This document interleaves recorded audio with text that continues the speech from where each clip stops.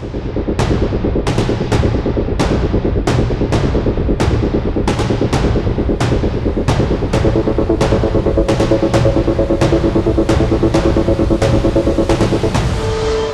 besar yang melanda kota Mataram pada 6 Juli 2025 menjadi sorotan tajam sebagai studi kasus krusial tentang interaksi kompleks antara perubahan iklim, kerentanan hidrometeorologi, dan tantangan manajemen daerah aliran sungai (DAS). Insiden ini menyoroti perlunya pendekatan holistik dan terpadu untuk membangun ketahanan kota di tengah ancaman cuaca ekstrim yang semakin sering terjadi. Jika tidak ada aksi nyata untuk mengantisipasi dampak perubahan iklim ini, bukan tidak mungkin ibu kota provinsi Nusa Tenggara Barat ini bernasib seperti Ethiopia. Ethiopia salah satu contoh nyata The Tragedy of Commons, di mana eksploitasi berlebihan sumber daya alam mengesampingkan dampak lingkungan hanya untuk kepentingan sesaat.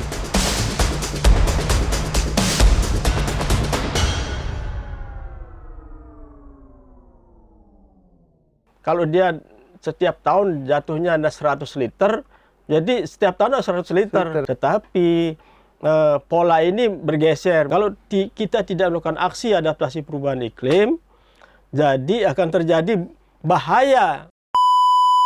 Assalamualaikum warahmatullahi wabarakatuh, Tribuners.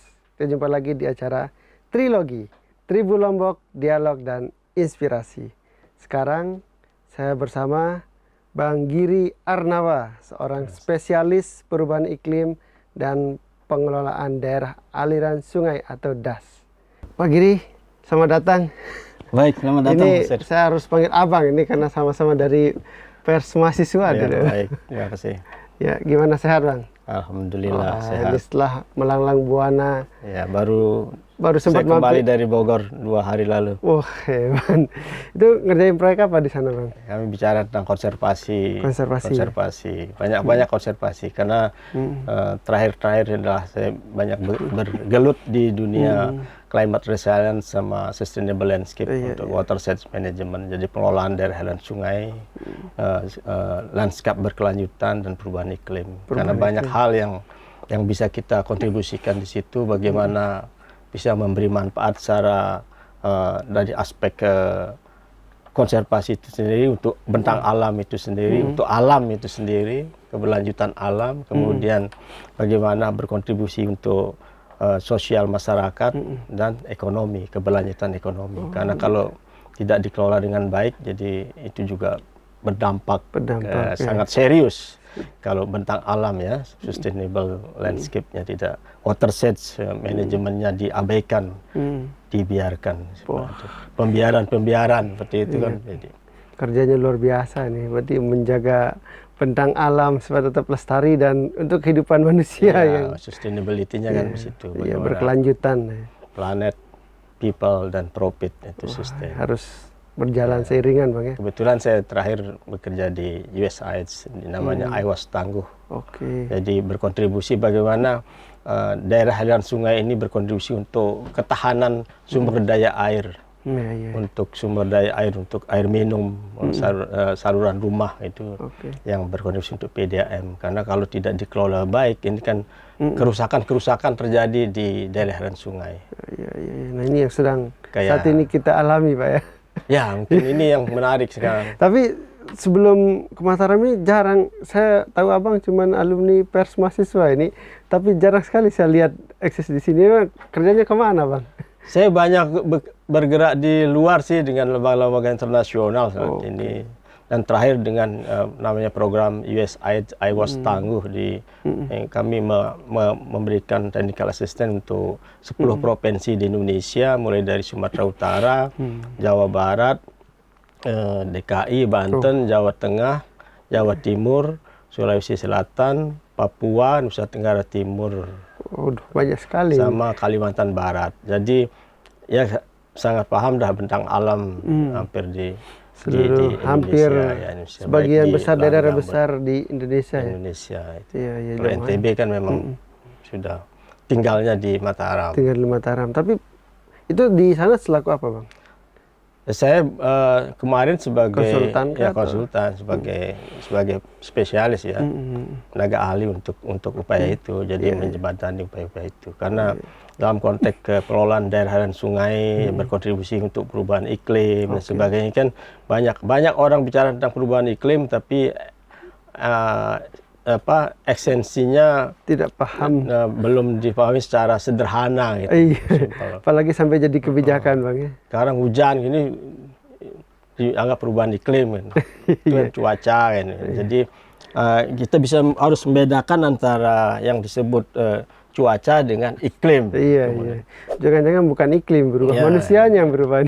Iklim dan perubahan iklim. Gitu. Bagaimana cuaca itu kan konteks informasi yang singkat ya, kaitan dengan pada saat tertentu di suatu lokasi tertentu ya, dalam waktu singkat. Kalau iklim ini pola cuaca yang jangka panjang. Pola cuaca jangka panjang di suatu lokasi. Kalau perubahan iklim berarti terjadinya perubahan pola cuaca dan pola iklim. Misalnya yang Januari sampai Desember misalnya, itu kan kalau namanya hujan tahunan di suatu lokasi, di suatu daerah, misalnya kalau dia setiap tahun jatuhnya ada 100 liter, jadi setiap tahun ada 100 liter dalam durasi dari Januari sampai Desember. Tetapi pola ini bergeser, misalnya bulan keringnya kapan, bulan basahnya kapan. Ada kadang kalau dulu kan Januari mulai ada gerimis, hujan, gerimis, hujan dan sebagainya. Ada basah terus kan. Tapi sekarang udah mulai bergeser. Iya, Bang. Tidak pernah ada gerimis, tidak pernah ada turun hujan, tapi tiba-tiba di waktu tertentu hujannya turun sangat deras. Bisa jatuhnya 50 liter misalnya dalam dibagi dua jadi 50 liter, 50 liter yang mestinya 100 liter itu dibagi secara ini 12 bulan itu. Nah, itu yang disebut perubahan iklim. Ya, perubahan iklim ya. Jadi dengan latar belakang Abang sudah melanglang buana ke beberapa 10 atau provinsi ya. Dengan pemahaman soal iklim, memang kita nggak ragu lah, Bang. Ini kenapa Tribuners saya undang Bang Giri Arnawa spesial hari ini, karena tadi malam itu Kota Mataram, ibu kota dari Provinsi NTB, mengalami banjir bandang yang cukup besar, dan ini bagi saya pribadi cukup mengagetkan karena beberapa tahun terakhir ini tidak pernah terjadi sebesar ini gitu kan, dan hampir merata. Nah, Bang Giri, bagaimana Abang melihat kondisi ini? Ini tadi malam perumahan, rata-rata di perumahan jalan amblas, kemudian banjir sampai sampai atap gitu, mobil melayang, mobil terbawa arus gitu kan. Nah, itu pemandangan yang sebelumnya cuma terlihat di pulau seberang, sekarang ada di Mataram malah gitu kan. Sebenarnya apa yang terjadi, Bang, kalau melihat kondisi di Mataram ini? Ya, kita mencoba melihat situasi. Makanya itu kan ketika terjadi kerusakan sudah bencana ya, karena bencana. Tapi yang paling hulunya dari terjadinya bencana, kebencanaan ini adalah hidrometeorologi itu. Hidrometeorologi adalah kegiatan bagaimana kaitan antara komponen meteorologi dengan hidrologi. Kenapa terjadi banjir? Berarti kan karena limpasan air yang begitu tinggi. Kemudian intensitas air hujan. Kalau tidak salah air hujan kemarin itu 111 ini per jam gitu kan. Per jam itu tinggi 111 sekali. 111 liter atau? Ya, itu yang sangat tinggi kan. Jadi yang terjadi anomali. Kenapa itu terjadi? Misalnya seperti tadi kan. Saya katakan mestinya yang ini perumpamaan kan, detailnya nanti BMKG tanya berapa sih curah hujan rata-rata tahunan di Lombok misalnya, di NTB. Itu misalnya 100 liter ini mestinya kan terdistribusi dari Januari sampai Desember. Tapi kan tiba-tiba nggak terjadi. Nah, itu disebut intensitasnya tinggi dalam durasi waktu yang pendek. Nah, itu terjadi tinggi durasi yang pendek. Ini ditambah dengan kondisi tutupan lahan Ini kan daerah aliran sungai, sustainable landscape, tutupan lahan yang sudah terjadi pergeseran-pergeseran atau pola tutupan lahan sudah berubah. Ini yang tadinya tanaman kayu, hutan atau kebun, sekarang sudah berubah jadi perladangan, tanaman semusim yang tidak ada precipitation air ya untuk tangkap air hujan. Ini kan menjadikan runoff yang tinggi. Runoff yang tinggi berarti air yang jatuh, ya, makanya hidrometeorologi kan, hidrologinya resapannya, air aliran permukaan terjadi, kapasitas infiltrasi tanah menjadi berkurang. Kenapa? Infiltrasi tanah berkurang karena tidak ada tutupan, tidak ada yang menahan, perakaran tidak ada. Ya, kenapa Anda berkurang itu? Nah, akibat apa? Ya, itu karena perubahan pola dari tutupan lahan, perubahan pola penggunaan lahan yang ada. Pembalakan liar, hutan. Salah satu mungkin Salah bisa satu, jadi mungkin perubahan dari kebun, dari hutan, kawasan kemudian menjadi itu kan water retention-nya kan menjadi berubah, menjadi berkurang. Kapasitas tanah menahan air yang turun mestinya 100 liter bisa ditampung, misalnya 90 liter, yang 10 mengalir. Nah, ini menjadi 100-nya mengalir 100-nya mengalir semua.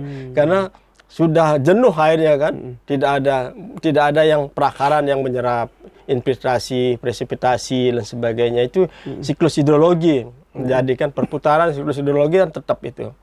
Nanti mungkin menjadi hujan nanti ditangkap kalau dengan daun dari kayu-kayuan, tanaman-tanaman tahunan. Ini kan akan cover crop misalnya kan, yang di lahan ini kan menjadi penahan terjadinya runoff. Nah, ini terjadi pergeseran yang pola. Ditambah lagi dengan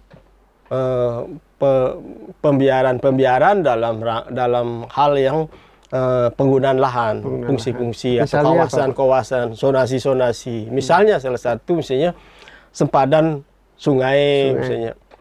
Itu kan mestinya sempadan sungai kan ada aturannya juga. Kemudian juga ada terjadi mungkin perubahan di atau quote and quote perizinan ya? Tidak sesuai dengan tata ruang. Ini kan jadi hal mendasar.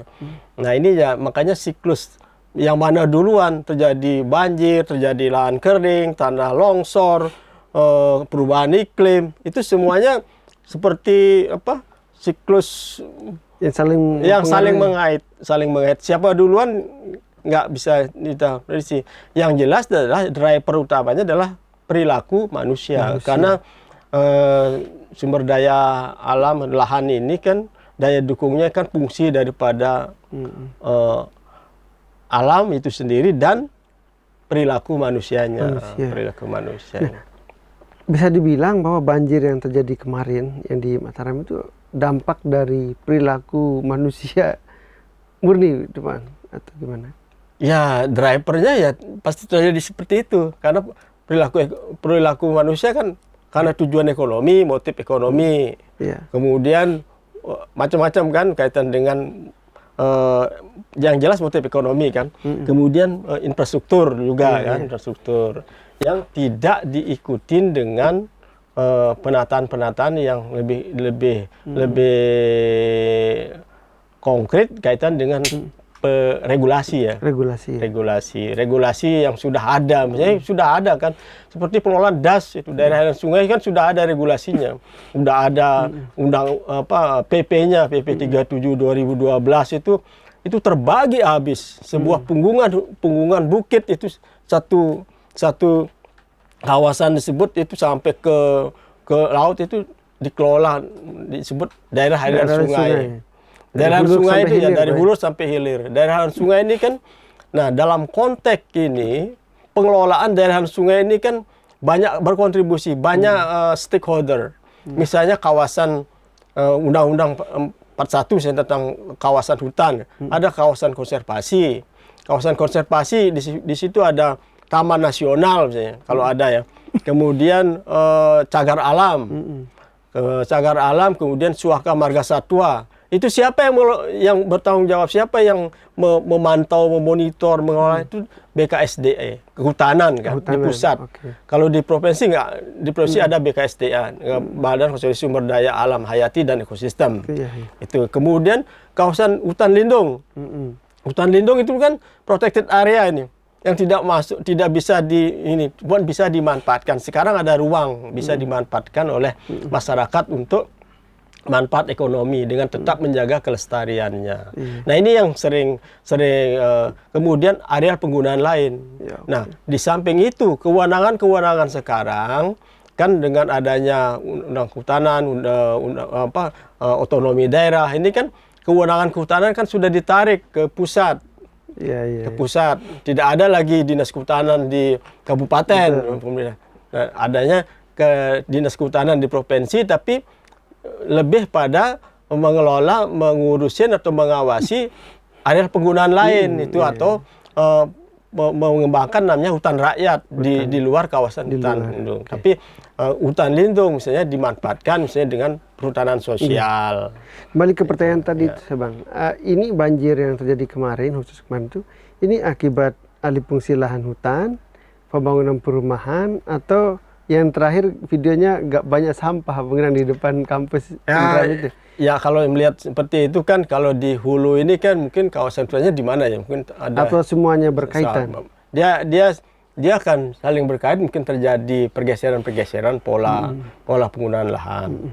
Yang tadinya perkebunan atau tanaman tahunan dan sebagainya sudah bergeser menjadi tanaman semusim. Yang parah lagi dari tanaman semusim menjadi perumahan. Yang sekarang banyak kan kawasan-kawasan sawah sudah jadi pemukiman.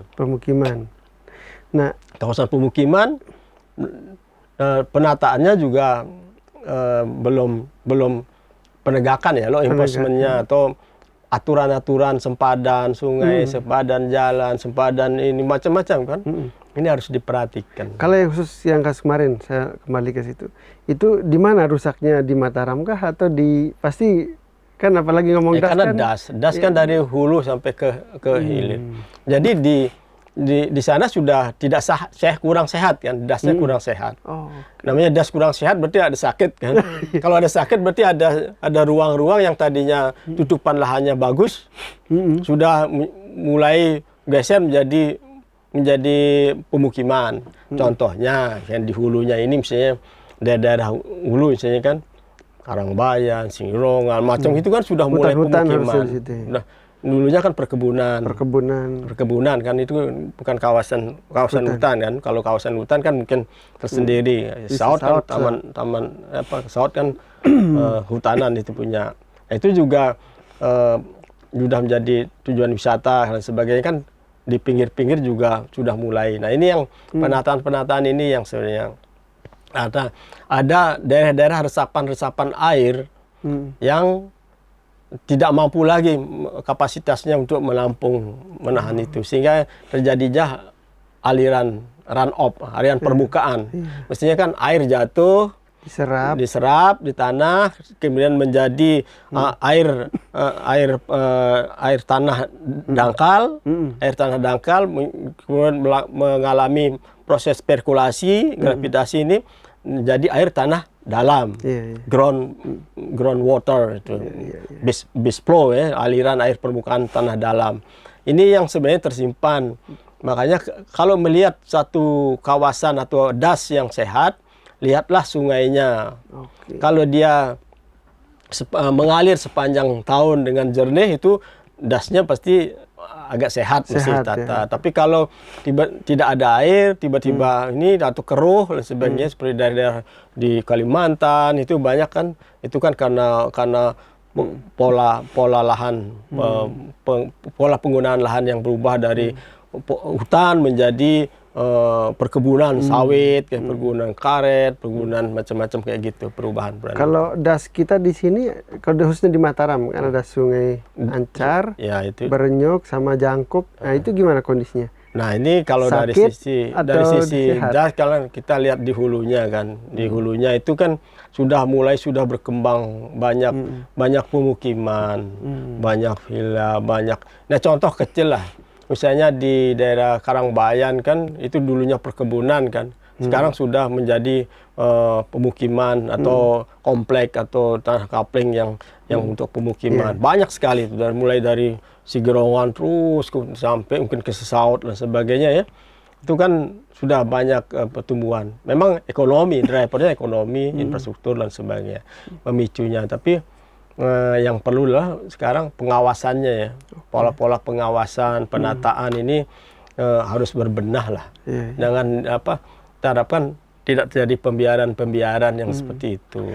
Pengembang juga memikirkan tentang keberlanjutan. Kalau gini kan tidak terjadi keberlanjutan. Jangan jual rumah habis itu ditinggal, terus habis itu jadi korban banjir. Ya, perhatikan sempadan sungainya berapa. Kalau balai wilayah sungai juga kan harus bertanggung jawab karena itu ada jalan inspeksi. Kadang jalan inspeksi dijadikan pemukiman liar ya. Oh iya, idealnya berapa meter jarak pada sungai? Saya sama tidak pasti di masing-masing wilayah daerah nanti dicek aja di kawasan. Tapi idealnya harus yang jelas ada setiap sungai kan yang dikelola oleh balai wilayah sungai itu kan pasti ada jalan inspeksi karena jalan inspeksi, kemudian sempadan sungai kan berapa meter dari bibir sungai, biasanya kan dia digunakan untuk inspeksi, melakukan monitoring sungai untuk pengerukan, untuk lineling, untuk bronjong dan sebagainya kan harus diperhatikan. Seperti di Mataram ada Sungai Jangkuk yang di Desa Nagong itu kan sudah ada jalan inspeksinya. Idealnya seperti itu. Iya, harusnya seperti itu. Memang harus seperti itu. Tapi itu nggak dari banyak jalan inspeksi ke sini berapa sempadan yang tidak boleh ada bangunan. Gitu. Tapi harus abang diperhatikan. melihat ya, kalau saya lihat tapi ini sempadan sungai udah bangunan langsung di atas. Habis itu dinding, nggak ada itu jalan inspeksinya, jarak antara sempadan sungai dengan pemukiman saya lihat mepet semua ini. Ya itulah beberapa aliran yang dilalui sama air ini kayak di Kekalik misalnya gitu, orang pabrik tahu di sana kan masih ada. Nah itu gimana menurut abang? Itulah fungsinya monitoring kan, pengawasan kan harus diikuti penegakan. Kan itu semua sudah diatur sebenarnya. Sudah di atas meja semua regulasinya sudah Perda. Mungkin tumpang tindih, tata ruangnya ada, mau tarik dari pusat sampai ke daerah sudah ada. Ini kan quote and quote mungkin terjadi pembiaran atau ketidaktahuan atau ya namanya manusia ya,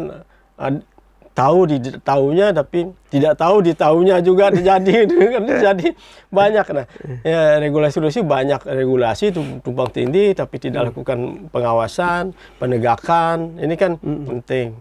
Kemudian perizinan pengembang misalnya kan itu tidak sekedar hanya AMDAL saja tapi kan harus memahami semua itu. Harus benar lah, atau pengembang juga harus punya keberlanjutan bisnis. Tanggung jawab karena kan itulah DAS itu kan bagaimana sustainable landscape, bagaimana landscape berkelanjutan bisa ditegakkan dengan baik ya, harus memberikan manfaat secara alam, untuk alam semesta, dan manfaat untuk manusianya dan manfaat untuk ekonomi.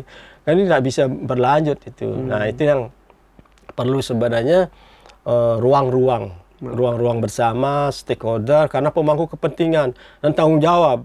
DAS itu tidak bisa itu sangat bentang alam ya, kawasannya itu harus dikoordinasikan dengan baik pemerintah karena DAS itu bisa terjadi lintas kabupaten, kota, bahkan negara. Lintas provinsi, bahkan seperti di NTT dengan Timur Leste itu lintas negara. Jadi mengatur pola itu. Nah lintas negara ini kan, apalagi kita kan, makanya regionalisasi pengelolaan DAS ini sangat menarik. Makanya kan di sini di provinsi kan adanya BPDAS, Balai PEPDAS ya sekarang ganti ya. Itu kan yang mengelola seperti itu. Dan kan koordinasi forum DAS, forum DAS provinsi kan harus didorong terus ini membangun satu koordinasi komunikasi kaitan dengan pengelolaan itu sendiri. Diikutin dengan tanggung jawab masing-masing kota kabupaten. Misalnya sekarang Mataram, wilayahnya kan Mataram dari Gerimak ya. Iya, dari Gerimak turun sini. turun sini. Daerah sini udah Lombok Barat kan, Mm.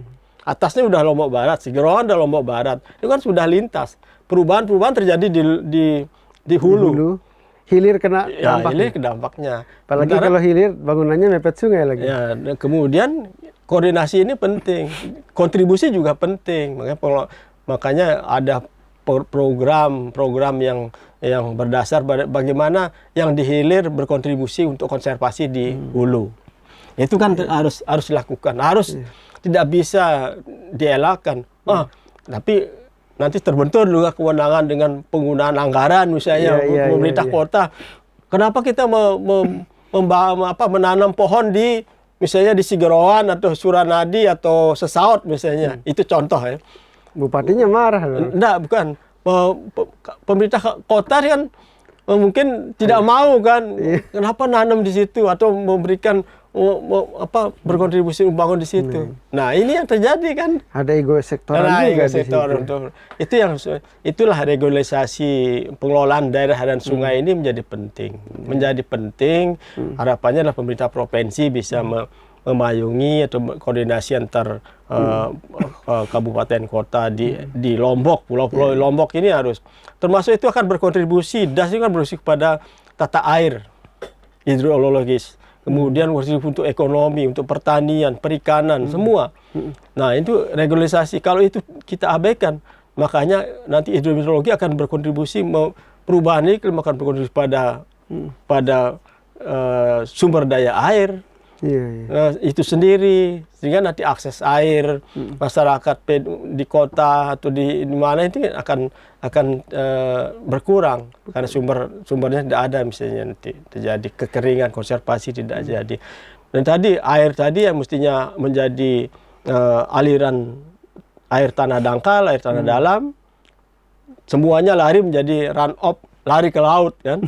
Apa yang terjadi, retensinya nggak ada. Nah, malah makanya ada upaya konservasi baik sipil teknis, pencegahan banjir, terasering, sumur resapan, retensi, pohon-pohon kolam-kolam retensi untuk bisa biar lama air ada di lahan, di tanah sehingga menyerap menjadi sumber daya air.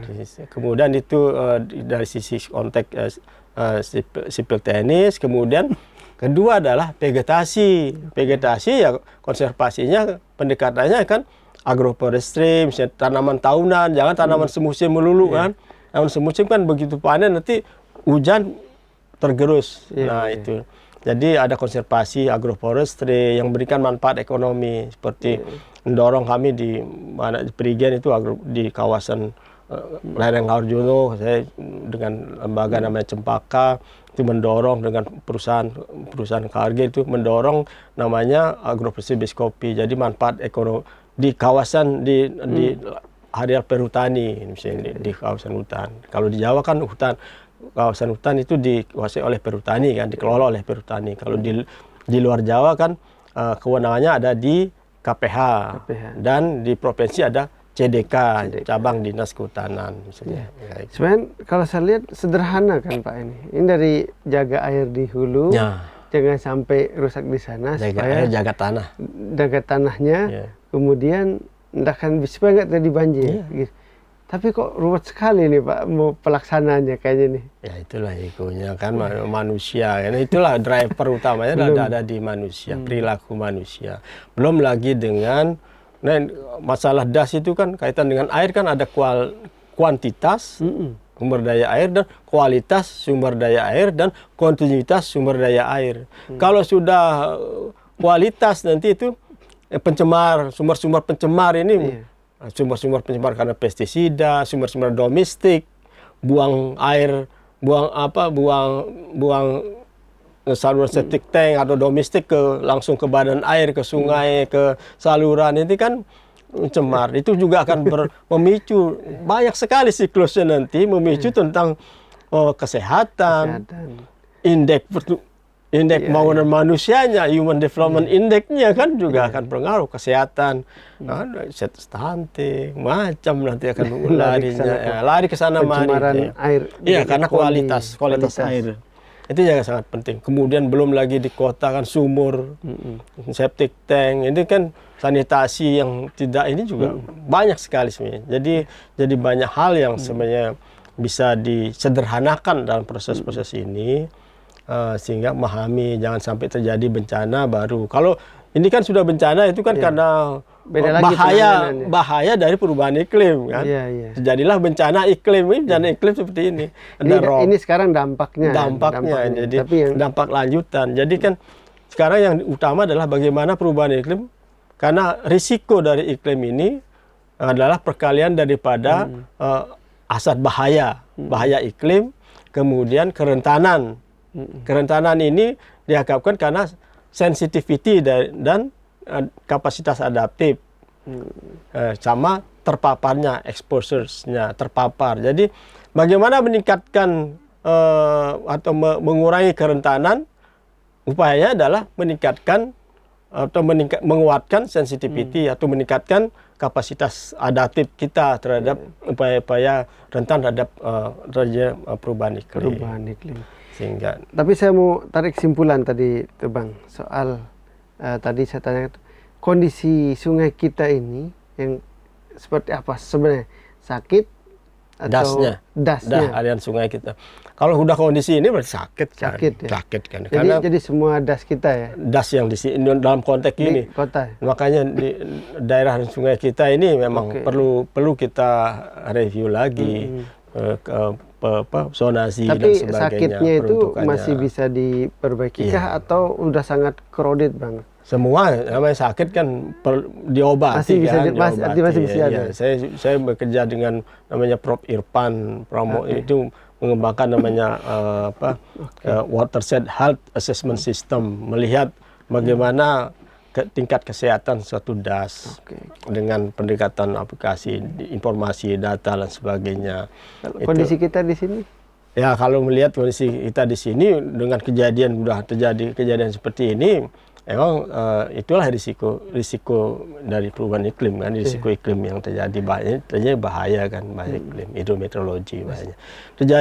Karena terjadi pergeseran tutupan lahan, perubahan tutupan lahan, penggunaan lahan, land use-nya sudah shifting, bergeser dari dulunya tanaman tahunan, tanaman hutan misalnya menjadi kebun menjadi tanaman semusim menjadi kadang kebun sudah malah melompat sekarang, kebun sudah jadi pemukiman.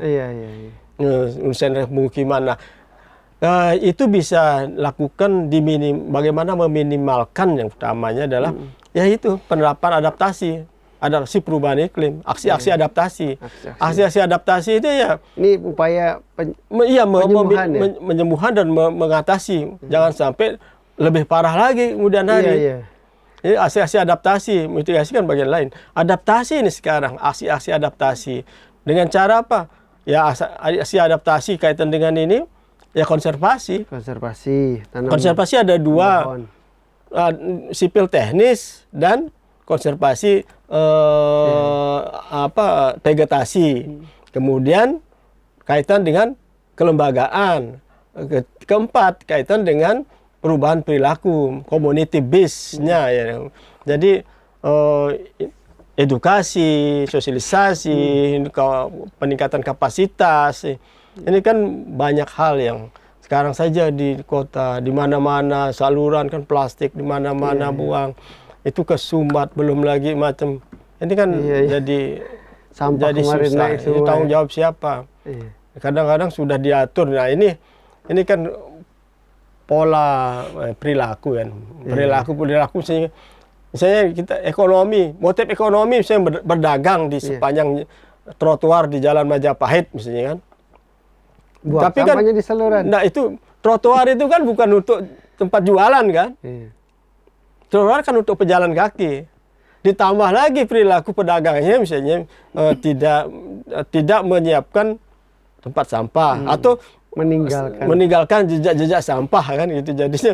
Jadinya kan ya terjadi yang kemarin itu waduh kayak lautan plastik. Begitu pas pagi kelihatan bersih, begitu hujan air genang ternyata semua isinya sampah. Saya kan tinggal di sana, jadi ini yang sebenarnya pendekatan yang sebenarnya sederhana ya, atau pendekatan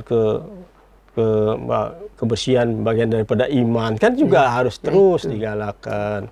Kadang-kadang Ini kenapa jadi ruwet banget ya? Iya, pendekatan-pendekatan ini juga penting untuk terus dikumandangkan. Karena kita tidak bisa mencari salah siapa kan, salah kita semua, salah kita semua. Cuman kita pembiaran atau masing-masing berangkat dari individu lah. Misalnya kalau ya paling tidak bagaimana melakukan, misalnya kalau di kawasan yang kemiringannya ini bagaimana terasering-nya diperbaiki, konservasinya diperhatikan, kemudian aspek-aspek. Nah, itu siapa yang bertanggung jawab, Pak? Sebenarnya perilaku individu kah, atau kemudian pemerintah daerah, atau siapa sih siapa stakeholder yang harus mulai ini? Kita mulai dari individu lah, masyarakat, ya? individu, kemudian tanggung jawab sosialnya.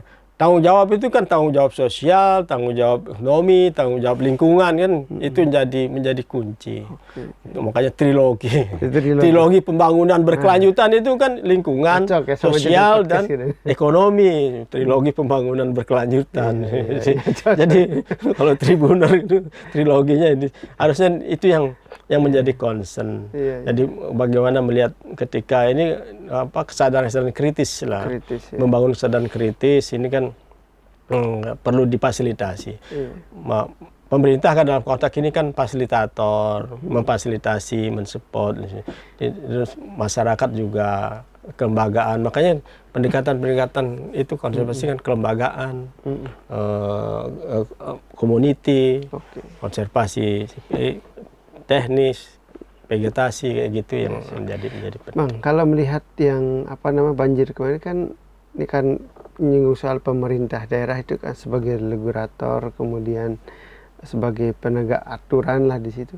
Melihat kan bangunan perumahan ada di sungai pinggir sungai. Nah, malah temboknya sungai kan, sempadannya nggak ada. Kemudian ya misalnya juga perizinan itu harus direview, dievaluasi lah. Maksudnya inilah regulasi ini kita pintar menghasilkan regulasi, tapi penegakannya juga hanya lemah atau melemah itu. Melemah karena hal-hal itu yang banyak hal yang mestinya itu harusnya, kalau kan sudah diatur tata ruang, RUTR sudah, RT RW-nya sudah, rencana umum tata ruangnya sudah ada perda, penegakan ini juga kemana dan sebagainya. Perizinan kan IMB-nya ada. Tapi kalau saya lihat nangkep Bang, jadi kenapa aturan sudah ada, penegakannya lemah, tapi satu sisi sering kita wawancara beberapa pejabat pemerintah, dia menangkap fenomena istilahnya gairah masyarakat untuk pertama tadi trigger ekonomi katanya, pengen bangun usaha, masa kita halang-halangi gitu. Nanti dikatakan mempersulit investasi. Kemudian misal kayak tadi di trotoar ada pedagang kaki lima mau jualan, masa nggak boleh gitu. Nah itu ada berbenturan, ini kan faktor lingkungan kadang-kadang berbenturan sama sosial ekonomi ini. Ini gimana cara mengawinkan, selalu berbenturan Bang? Bagaimana caranya supaya dia bisa beriringan? Sebenarnya adalah meningkatkan kesadaran aja kan, awareness itu kan dengan education, literasi kan gitu. Kalau masyarakat sudah memahami itu, dia paham kan. Misalnya dan fasilitasi kan, literasi dan fasilitasi. Jadi jangan dibiarkan atau dicukai aja, misalnya dimintai retribusi tapi tidak merasa difasilitasi. Nah, edukasi ini yang penting juga, penegakan. Tidak melulu sudah ini baru penegakan galak-galak gitu kan. Jadi itu yang bikin konflik kan. Nah, bagaimana literasi dibarengi dengan fasilitasi dengan baik. Ini kan jadi masyarakat UMKM ini kan sangat sadar sebenarnya. Justru yang berat kan yang berhadapan dengan yang besar-besar itu kan, Iya, semua iya. karena Pengembang take ingredient dan sebagainya apa macam-macam kan. Iya. Yang pengembang ini kan saya sudah paham, itu kan sangat paham di mana aturannya, regulasinya. Nah, tegakkanlah itu dengan baik. Kalau yang kecil-kecil ini ya literasi terus dilakukan. Jadi pengembang besar juga punya tanggung jawab sosial juga kan, bina lingkungan kan gitu. Jadi penting untuk kalau fasilitas infrastruktur seperti itu kan, perumahan dia harus forward looking ya, harus melihat ke depan. Kira-kira pertumbuhan seperti apa, ke depan seperti apa. Nanti tiba-tiba berkembang dengan pesat baru ditata kan susah. Justru perlu ditata. Makanya kan itu ada tata ruang itu. Tata ruang itu kenapa udah ditata, ruangnya ditata, tapi di mana itu Banyak tiba-tiba deviasi berubah. katanya, banyak deviasi. Nah, investasi itu kan tujuannya juga untuk itu, melihat oh di sini ada zonasi untuk bisnis. Sekarang kan siapa lakukan apa ya udah. Tapi biasanya sering. Saya punya lahan di sini, tapi tata ruang tidak bisa berbisnis. Tolong dong dirubah RT RW-nya. Nah gitu. itu yang susah saya jawab kan. Itu tahu semua. Nah ini yang ada kesadaran kritis. Nah itu kan tanggung jawab sosial, tanggung jawab ekonomi, tanggung jawab lingkungan. Ini yang harus dibangun, siapapun itu harus mulai dari rumah pun harus ya, sampah dari rumah. Kalau saya walaupun begini kan tiap hari kan buang sampah pada tempatnya, dari rumah bawa ke depan tempat sampah, nanti tempat sampah mengambil kayak gitu kan. Nah ini rantai nilai sampah ini kan setelah di sini kemana, ke TPS ya. Terus ke TPA. Bagaimana ini monitor ini ke TPA, memilah dan sebagainya. Ini yang terus harus digalakkan. Siap. Karena itu menjadi ruang kunci untuk behavior change ya, perubahan perilaku.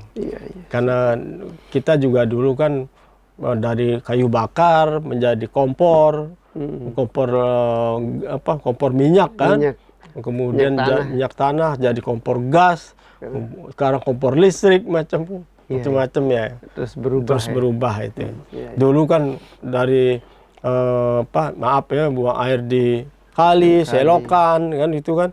Sekarang sudah septic tank. Sekarang harus tingkatkan lagi septic tanknya seperti apa gitu kan. Di Mataram sudah. Iya, karena itu kan juga memicu gas metan, jadi perubahan iklim. Nanti bergeser lagi pola cuacanya, cuacanya akan berubah. Nah ini Pak yang poinnya. Ini kan Pak Bang tadi sebut perubahan iklim. Kadang-kadang di masyarakat nggak ngerti itu perubahan iklimnya kayak gimana, apa hubungan sama perilaku. Misalnya itu yang kadang-kadang tidak dipahami secara menyeluruh. Apakah yang perilaku yang besar aja mungkin membalakan hutan, oke. Tapi ternyata buang sampah itu juga pemicu juga kan. Ya, jadi bisa dijelaskan Bang supaya makanya tadi itu kan kalau kita melihat sekarang hujan, nah pola tentu hujan pada saat itu mendung, hujan hari ini di Cakra, itu kan cuaca. Tapi kalau iklim berarti durasinya yang panjang itu dalam periode tertentu di Cakra itu kondisi hujannya tahun ini seperti ini, tahun ini seperti ini. Terjadi pergeseran. Misalnya pergeseran kan begini dia, pergeseran. Dulunya mungkin begini kan, ini Januari sampai Desember. Ini kan curah hujannya, intensitas hujannya ini. Di sini tinggi, misalnya di bulan tertentu tinggi sini. Nah, ini sekarang ini kan bisa bergeser ke sini, tetap dia grafiknya gini, atau begini dia bergeser begini. Nah, ini kering, tiba-tiba ini hujannya kan konstan ini. Misalnya 100 liter per detik misalnya. Nanti 100 liter yang turun di kawasan itu, tetapi dengan adanya pergeseran pola cuaca, pola iklim, jadi perubahan iklimnya polanya berubah, bergeser ya.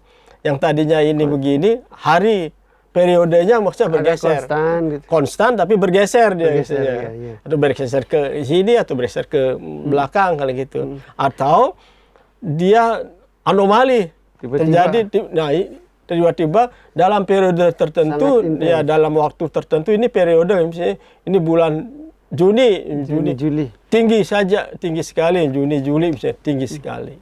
Dan yang lain kering. Nah, itu hari basahnya pendek, dan hari keringnya panjang. Kayak gitu.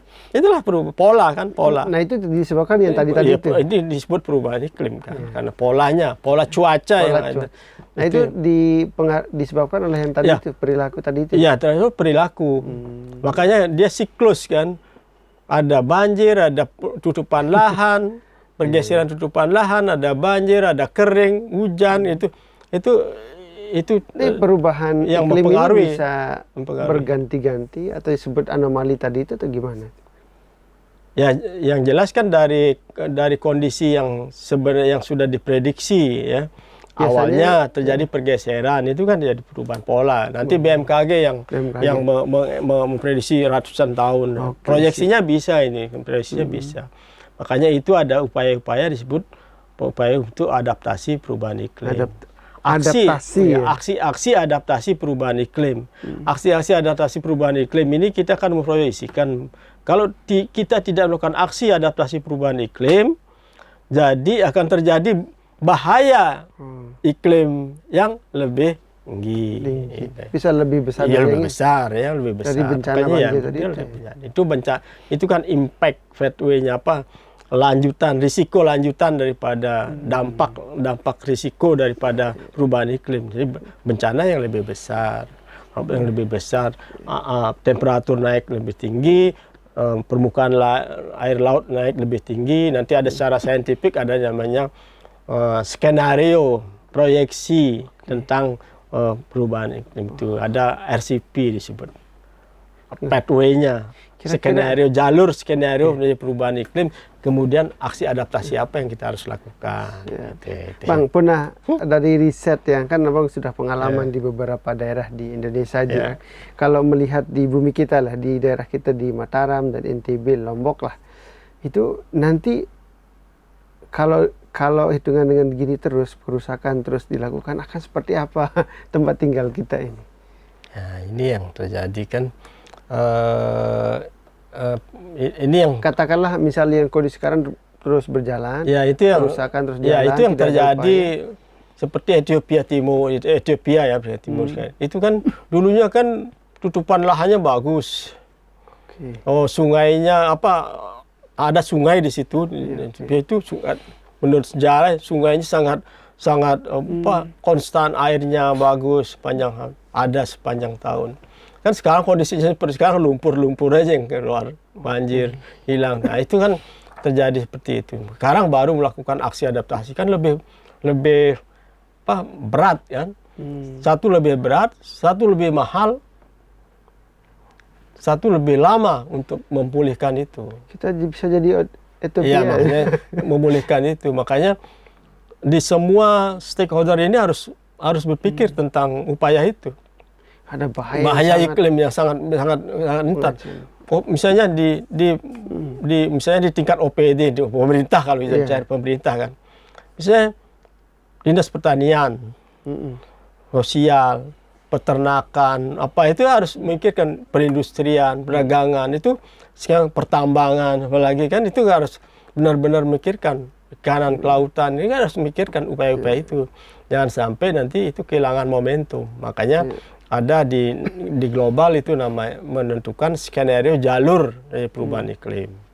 Kalau terjadi perubahan iklim disebut RCP, misalnya RCP 8,5 berarti air lautnya akan seperti ini tingginya, temperaturnya akan seperti ini. Upaya-upaya atau langkah-langkah aksi-aksi adaptasi yang harus dilakukan lebih effort, sangat tinggi effortnya, kemudian cost-nya juga sangat mahal gitu. Kan gitu. Makanya kalau sekarang kita bicara tentang aksi-aksi adaptasi ya sederhana saja.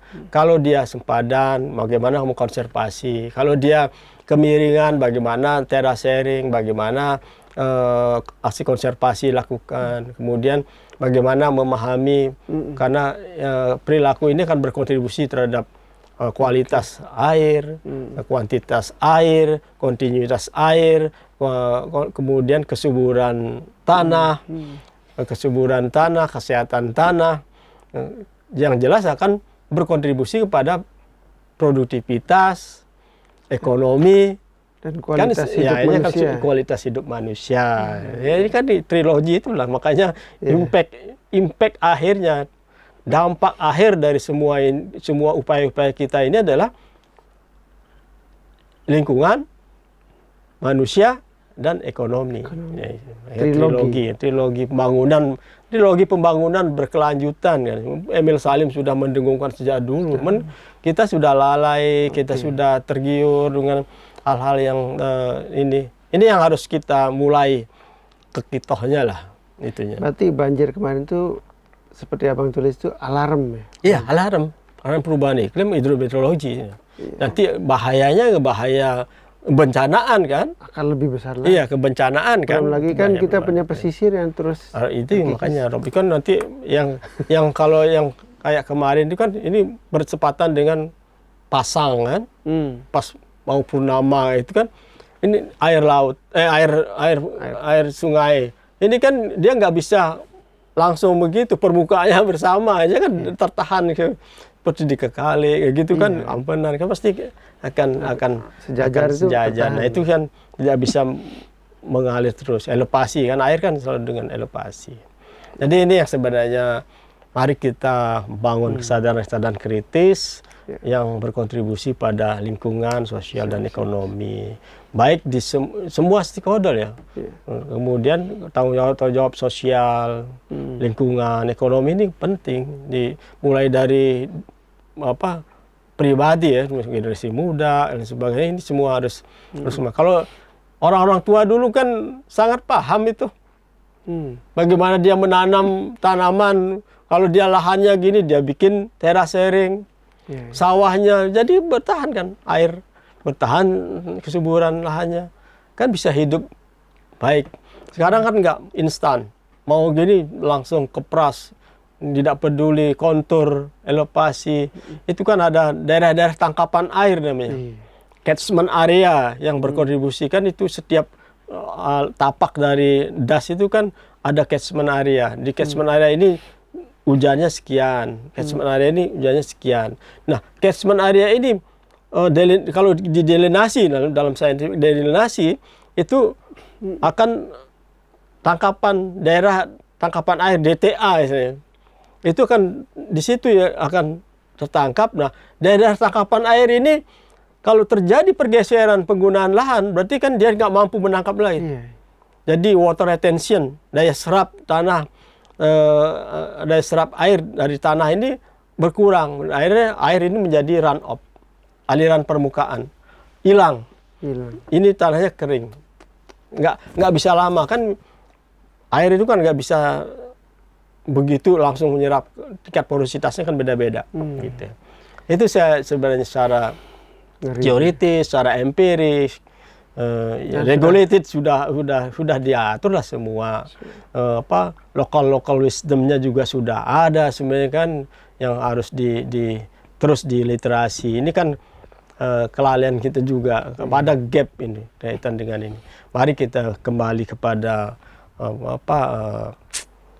Pranata Mangsa dan sebagainya, perilaku yang baik ya dalam praktik-praktik pengelolaan daerah dan sungai ini. Jadi praktik pengelolaan daerah dan sungai yang baik ini yang perlu dikembangkan karena sudah regulated juga. Itu regulated, tata ruang juga ada di situ, pemerintah bertanggung jawab, menjadi fasilitator, meliterasi, mengedukasi, kan bekerjasama dengan kelompok-kelompok masyarakat, semua harus lakukan. Tourism juga harus bicara tentang ekonomi. Jangan lahan yang tadinya ini tiba-tiba tanamin jagung, tebang. Jagung misalnya 4 bulan, selesai hujan, terus tanahnya menurun, degraded ya. Makanya sekarang kan mulai berkembang di global kan regenerative agriculture, pertanian regeneratif, circular economy, bagaimana dari mulai bahan itu semua direuse lagi, recycling, reuse dan sebagainya. sehingga yang terbuang ini yang baru mencemari lingkungan ini bisa minimalisasi. Itu yang Baik Bang, luar biasa. menarik. Terima kasih, menarik. Ini bahaya yang tidak bisa dianggap main-main yang nggak harus bisa. kita. Ya, nggak bisa. Dan ini baru alarmnya. Ya, alarm ini. Kita nggak mau tentu kualitas hidup kita di Ya. lingkungan kita tambah rusak Bang ya. Nggak bisa perubahan iklim hanya didiskusikan di hotel, di Betul, meja, betul. tapi harus aksi nyata. actionable, action ini, aksi. Jadi kita memanggil lah stakeholder untuk melakukan aksi tentang adaptasi perubahan iklim ini bersama. Baik dari sisi aksi regulasi juga kan perlu mensinergikan, pemerintah mensinergikan upaya-upaya itu yang lebih konkret sehingga ekonomi juga berjalan, lingkungan masyarakat juga. Kalau begini siapa ya? Kalau sudah bencana kayak begini kan Pada bingung saling nyalahkan. ya saling menyalahkan kan, ini kan bahaya nih, bencana. Udah risiko, namanya risiko perubahan iklim, risknya hasad. Risk kan karena bahaya iklim itu. Siap. Baik Bang, Baik, terima kasih banyak. Makasih, Luar biasa pencerahannya, dan mudah-mudahan ramalan Abang itu nggak terjadi ya. Kita sekarang kata kunci tadi itu harus aksi adaptasi, segera melakukan aksi nyata dan melibatkan semua, termasuk diri saya juga ini.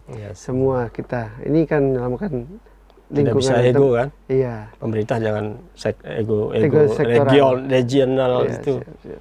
Misalnya pemerintah kabupaten, kota tidak mau berkontribusi untuk aksi adaptasi Iya. di hulu. Iya. Ini kan ini panggilan juga, ini praktek ya. Saya belum menutup. Maksudnya prakteknya pemerintah kota Mataram dalam konteks ini sekarang, kita harus melakukan perencanaan aksi adaptasi terhadap itu sehingga mencegah terjadi bencana lagi. Apakah membangun water retention atau embung nangkap air, konservasi, sipil teknis, pengendali banjir, kayak gitu kan harus diupayakan. Di mana? Nggak mungkin di kota Mataram. Harus dilintas. Iya, ini harus nah itu di sisi regulasi, perencanaan penganggaran ini kan bagaimana tidak menyalahi. Nah ini berbenturan itu. Iya, Itu tantangan pemerintah. Tantangan sangat dalam perencanaan. Iya, siap. Oke, makasih. Makasih banyak Bang. Sepertinya masih banyak sebenarnya harus kita bahas, dan saya yakin untuk ngomong soal perubahan iklim, soal lingkungan ini bukan hanya jadi masalah warga Mataram, tapi masalah penduduk bumi sekarang. Dan itu nanti kita akan bahas di edisi berikutnya Bang. Yap. Kita penting tadi seperti kita harus segera melakukan aksi nyata untuk menyelamatkan bumi, menyelamatkan tempat tinggal kita. Baik Tribuners, itu dia ngobrol-ngobrol kita bersama Bang Giri. Baik. Terima kasih. Kita jumpa di edisi trilogi berikutnya. Assalamualaikum warahmatullahi wabarakatuh. Waalaikumsalam. Terima kasih Bang.